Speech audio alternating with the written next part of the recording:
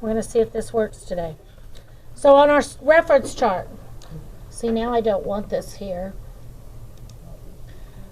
All right, on our reference chart, we have, for a linear equation, we're used to seeing our slope-intercept form, which is y equals mx plus b. We are going to get comfortable with standard, which is ax plus by is equal to c. Ax, when you have it in this form, your a must be positive, okay? And we're going to go over that more in detail tomorrow. But today we're going to take equations that are all mixed and turned around and turn them into slope-intercept form.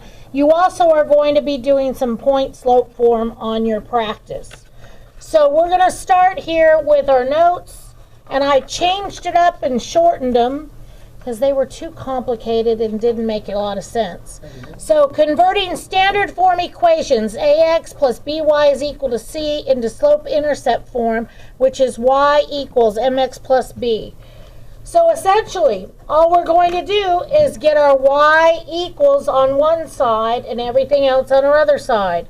So I know that you know, but by now we have these invisible ones. Okay, so we're going to get our x, and I've got to get this to stay focused. I'm hoping this does it. Okay, we're going to get our x, and we're going to move it over. So I'm going to subtract 1x on this side, which means subtract 1x on this side. And we get negative 1y is equal to, now x always comes before your constant, so we're going to write it correctly. Negative 1x plus 4. Okay. Then I have to divide or multiply by negative 1. It doesn't matter which way you do it, okay? So I'm going to divide by negative 1, and I have to divide each term by negative 1 or multiply each term by negative 1.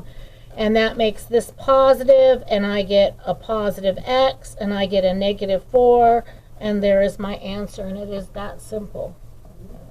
Okay? Let's look at B. So B, all we're going to do is subtract 4x. Okay, and you're going to get 8y is equal to negative 4x minus 24. You are going to divide by 8. Remember that you want to leave everything in its simplest terms. If it makes sense to you to multiply by 1/8, I hear that the Algebra 2 teacher up at the high school right now wants you to multiply by the inverse instead of divide, but you don't have to do it that way here, and I'm just saying that's what she's asking you to do, but I would just leave it, or the algebra teacher up there, I don't know. Anyways, we're used to dividing for the most part, but if it's a fraction, you know how to deal with that now. You're just multiplying by the inverse. So it's the same thing. Y is equal to negative 4 over 8, which is what? Negative 1 over 2x, and negative 24 divided by 8 is 3. Please leave it in fraction form. Okay? Fractions are your friends. Convert these equations to slope-intercept form. It used to say convert these standard equations, but they weren't really in standard form, because when I see this negative sign out here, that's not a standard equation. A standard equation has to have a positive positive coefficient of x. I'm sorry.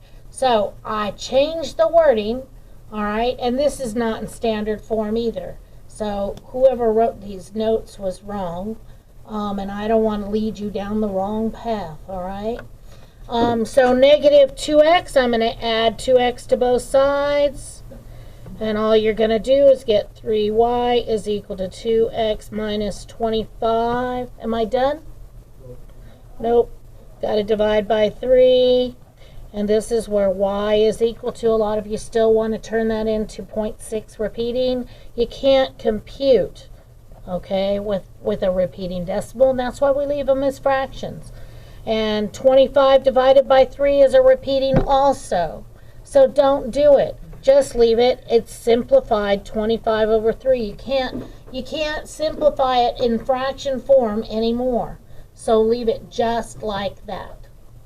Okay? If it was 24 over 3, we could make it 8.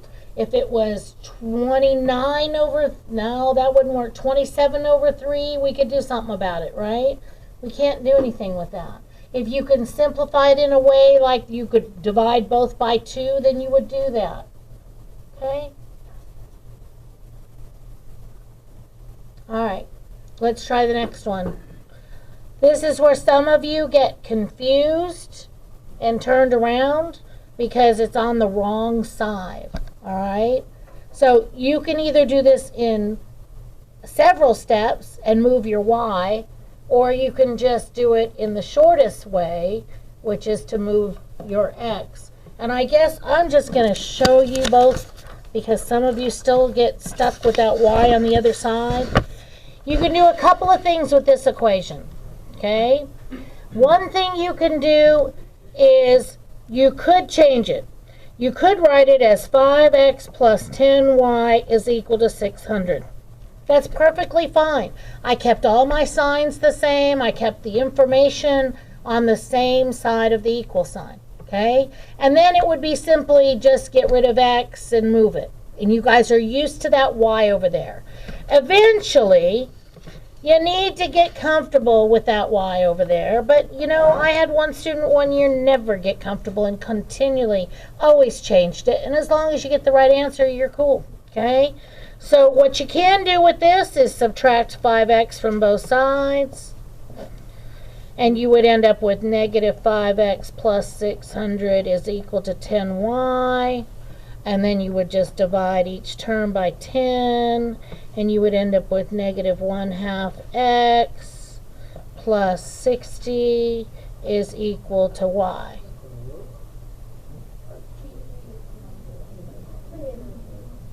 Where did I lose you?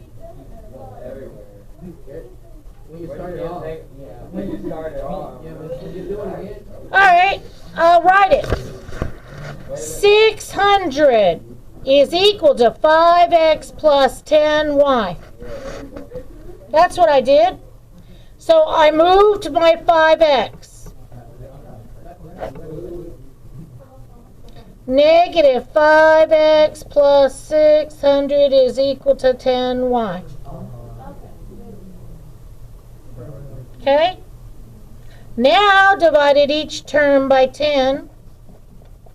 Negative 5/10 is negative 1/2 x. 600 divided by 10 is 60, because you just get rid of your zeros. And 10 divided by 10 is 1. Okay? So we just put y, right? All right, another way you could work that. I'm going to rewrite it. 600 is equal to 5x plus 10y. I'm going to get the same answer every time. Let's say I wanted to get my y over to that side. Subtract 10y, subtract 10y. Okay? Oh my God, I got to have the y on the left. That's where I'm comfortable. Negative 10y plus 600 is equal to 5x. Any questions? Yes or no? No. Okay, subtract 600. Subtract 600. Got negative 10y is equal to 5x minus 600. Any questions? Divide by negative 10, divide by negative 10, divide by negative 10. I get y is equal to negative, 1/2 x plus 60. Same thing, just more steps. Okay? Alright? But you can get there the same thing. You know, that's what you got to understand. As long as you keep all your little ducks with your negatives and positives in line, you can get there. It's just one more step that way, pretty much. Okay? Alright? Alright, let's do the last one. How about you try it? Oh yeah, honestly. And then you can check against mine. Maybe work for you. No, you're not. Oh my God, I got a 0. Oh, yeah, I'm in the. Do I write it? No. No. No. Because 0 divided by 5 is what? 0. Praise the Lord, we know that by now. I don't know, some of you still don't know that, do you?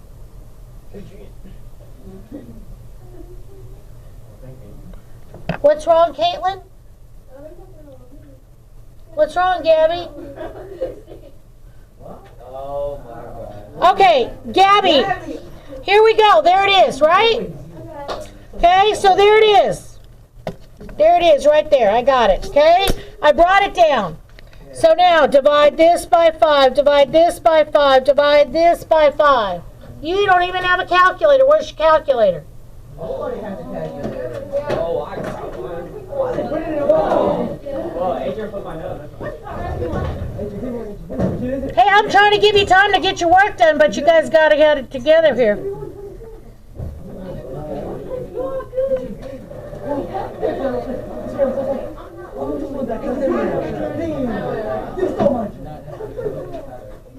Five divided by 5 is what? 1. Oh my goodness, we know that one.